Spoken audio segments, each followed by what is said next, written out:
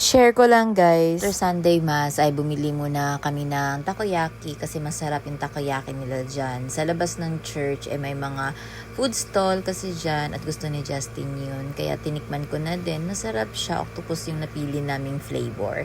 And then after that ay nagpunta kami sa Pure Gold kasi ito yung routine namin after magsimba. Bumili kami ng groceries at tapos kakain kami ng buldak pero hindi dyan kasi may bayad yung pagluto dyan eh. Alam ko 40 pesos ata yung bayad dyan per luto.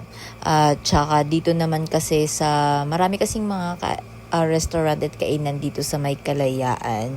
Kaya naisipan namin na dito na lang kami mag-dinner sa may Korean Mart malapit sa Jejangkay. Gusto ko dyan kaso medyo mahal kasi. Kaya dito na lang muna kami sa mga buldak-buldak. Ayan, marami silang options ng buldak pero ito yung carbonara yung napili namin. Tsaka inassist na rin kami ni ate paano mag-prepare and bumili na rin kami ng topping, sausage at tsaka fish cake. Tapos yung meron din sila dyang parang handmade na painting nung may-ari.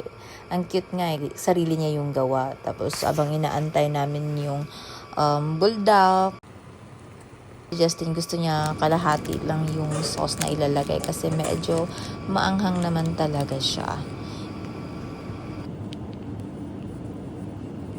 Kundi lang.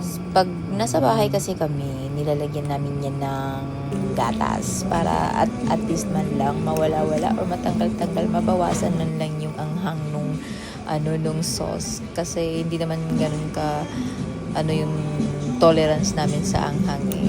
Pero ayun, masarap naman siya. Bumili din ako ng kimchi. Medyo maraming kimchi kasi inuwi ko yan pagka hindi naman maubos at paborito ko kasi yung kimchi nila. Lagi akong bumibili dyan ng kimchi.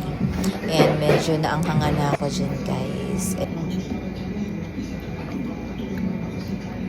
na lang may kimchi kasi medyo dry yung noodles. Tapos si Justin bumili na rin ng Coke, pampatanggal ng anghang.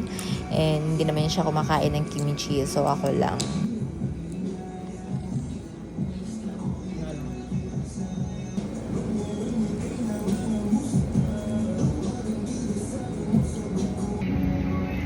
Anghang. Konti na lang si Justin tapos na kaya bumili na siya ng melona para matanggal yung anghang niya.